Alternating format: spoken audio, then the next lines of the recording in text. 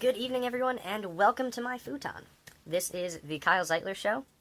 My name is Kyle Zeitler, and tonight we'll be having a pretty special guest. His name is Kyle Zeitler, that is, and he'll be speaking about his story of food, with themes including home cooking and a few out-of-country experiences. So without any further ado, please welcome Kyle. Hey, how are you? Yeah, thanks for having me, man. Yeah, good to see you, man. I guess we could hop right into it, right?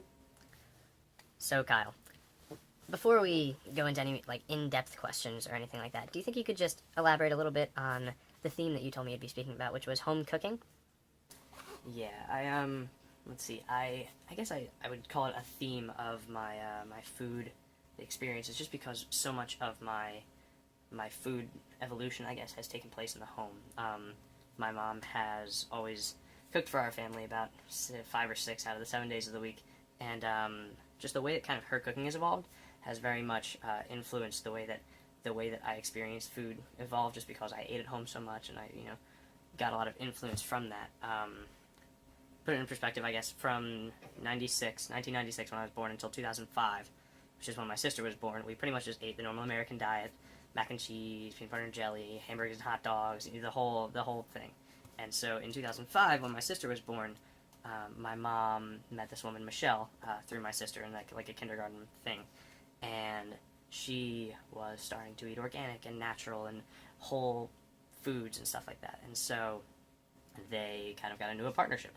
And ever since then, my mom and her have slowly been progressing together to eat entirely organic and whatnot. And so both sides of the extreme, we went from hamburgers and hot dogs and PB&J and stuff to completely grass-fed, completely gluten-free, all organic, everything, really. But really, though, I take most of my passion for food from my experiences in the home, and I often have a lot of kind of Marcel Prousty experiences, if that makes sense. Kind of like from the whole Remembrance of Things Past, Madeline, where he eats it and everything comes rushing back to him and he has no idea what's happening.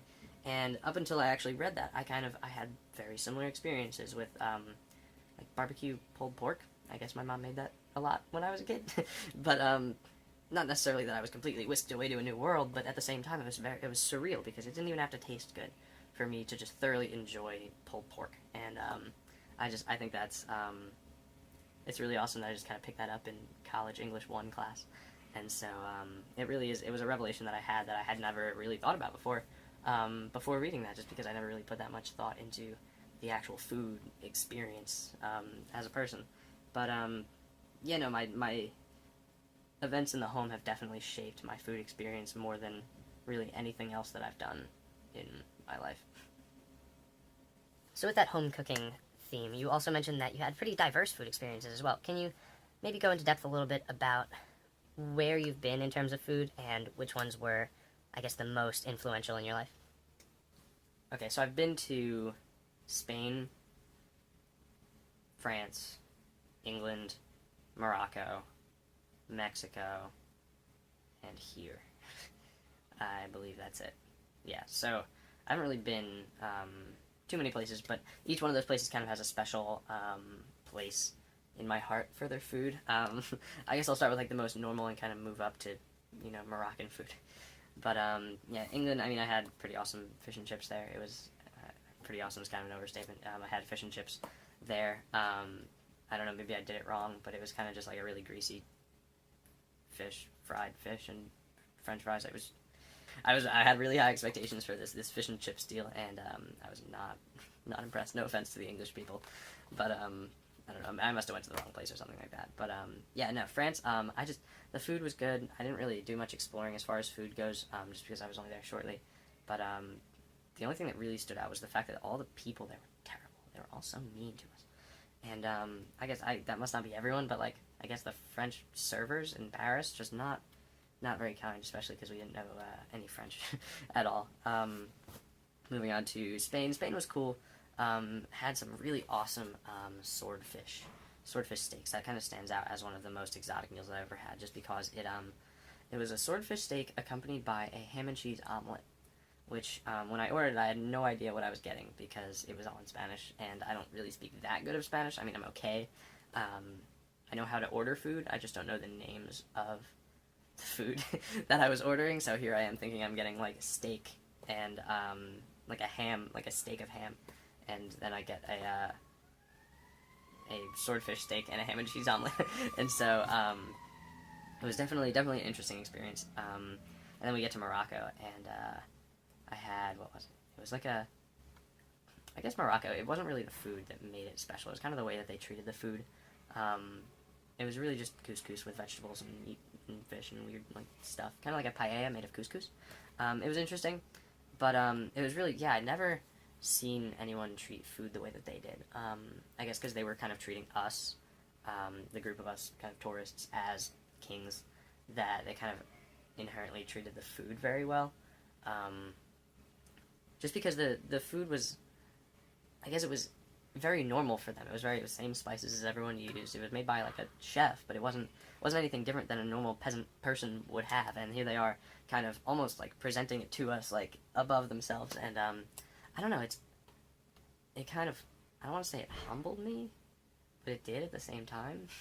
Just because I thought about it as like, wow, like these people are doing this for us, and I guess it made me realize how important food is to some cultures, and so that definitely gave me a respect for food, and I feel like that was also, that's really important to kind of note in at least my personal story of food, just because it was so different than anything that I ever done, and so yeah, I guess the international experience is really,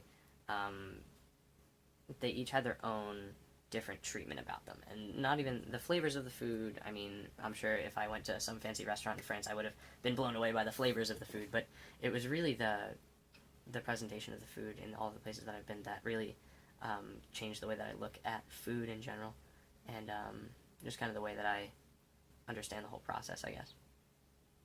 Okay, I do realize we are running out of time. I do have 2 more questions for you if it's not too much trouble.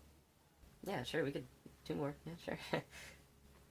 Okay, thanks. So, question number 1, what would be your favorite meal since you are a college student? So since you've been at college, what is your favorite meal or your favorite place to eat at Georgia Tech? So my favorite place here, can I do 2? Yeah, I'll do 2. For very different reasons though. I do have like a food journal that I've been keeping recently, actually, kind of in preparation for this. But it's mostly full of dining hall food, which is definitely not my favorite. I mean, they have their good days every now and again. All right, so for breakfast, Highland Bakery is actually a place on Georgia Tech's campus. They have incredible sweet potato biscuits. Okay, I thought this was really weird because I'm from the north and we don't really use sweet potatoes in many things, and we don't really eat many biscuits, and it sounded very foreign to me, and so I was kind of hesitant to try it. But it's the best coffee accompaniment in the world. Like those, oh my gosh. So I definitely recommend trying those. They are, yeah, I'll leave it at that. So as far as actual restaurants and like dinner places go, the other place would be Mary Mac's Tea Room. Mary Mac's is the quintessential Southern joint. It is just absolutely terrific Southern food is what it is. It is just so good. Everyone that comes to Atlanta, I recommend that they go there. It is just, I need to stop saying it's so good. It's such comfort food. You walk in and you sit down and you order your food on a piece of paper and you write it down, just because that's how they've been doing it for so long. And you write it down, you give it to the waitress or waiter, but mostly waitresses, who then takes it to the back and really, really fast, actually, comes out with this completely unfinishable portion of food, unless you're like, I guess, like conditioned to eat Mary Mac's. But it's massive, and it's all so just fatty and carb loaded and just sweet and delicious. Oh my gosh, I can't. It's pretty much, when you walk in there, you're sentencing yourself to stomach pain afterwards, because you're never gonna finish it, but you're never going to want to stop eating it until it's gone. And so you're going to do like a happy medium. You're going to eat like 3/4 to 4/5 of the food, and then you're just going to be like, all right, I need a box. And then, because they don't allow plate sharing either, so you're pretty much screwed there. But yeah, you're just, it's interesting how that food has such an effect on me. At least me. I don't know if it happens to everyone. I probably sound weird to people who've been there and be like, all right, the whole plate all easy. But you know, it's a problem.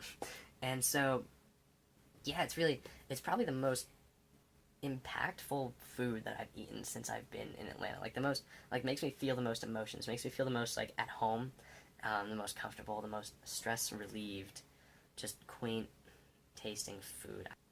It really blows me away personally. I guess maybe it's that same that goes back to the theme of like home cooking and how it kind of tastes like mom used to make. Um, I don't know, but yeah, it's definitely one of my favorites. All right. And finally, as someone who seems to be very passionate about food and the cooking of food, do you have any sort of long-term goals as far as being, I don't know, a chef or anything like that, or do you think you would just stick to engineering? Will I stick to engineering? Yeah, I think I will. I don't have, I don't want to say I'm not good enough at cooking, which I'm not, but that's not the number one reason. I feel like it's a lot more difficult to to succeed as a chef and kind of have a stable family, kind of right off the bat. Even as like an ambitious kind of person, I feel like engineering is kind of the way to go for me. It's a little bit more work hard and get results than cooking, where you could be the hardest working guy in the world and just not get found. You know what I mean? And so I definitely down the road I do in a totally non hipster kind of way. I love coffee, and I love quaint kind of adorable coffee joints, much like Highland Bakery, and I guess I don't want to say Starbucks, but like kind of the atmosphere that they give is cool, a little too fake, but like you know what I mean, with like everything's made of wood and stuff like that. But yeah, I really love that kind of stuff, between the architecture and the coffee and just the whole process of brewing it and making it. I look at it in a very engineering kind of way, kind of finding the perfect balance of like pH in the coffee and stuff like that. And so, yeah, I would love to, down the road after I establish myself, open up my own little coffee joint. Maybe kind of have a diner type of deal in there to serve, breakfast foods, but really focus on the coffee.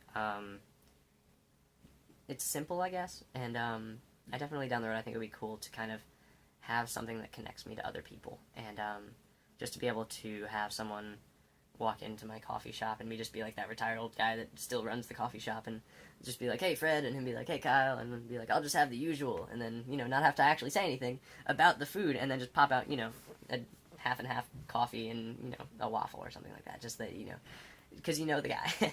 And so yeah, I guess for me food and the whole cooking really revolves more around people, and it revolves, I guess I get that from my mom too, how her cooking always revolved around family, and it always revolved around we would always make meals for people who are going through hard times and stuff like that. And so I guess it all goes back to that. I guess all back to my mom. Jeez, never realized this before. It's like a therapy session with myself.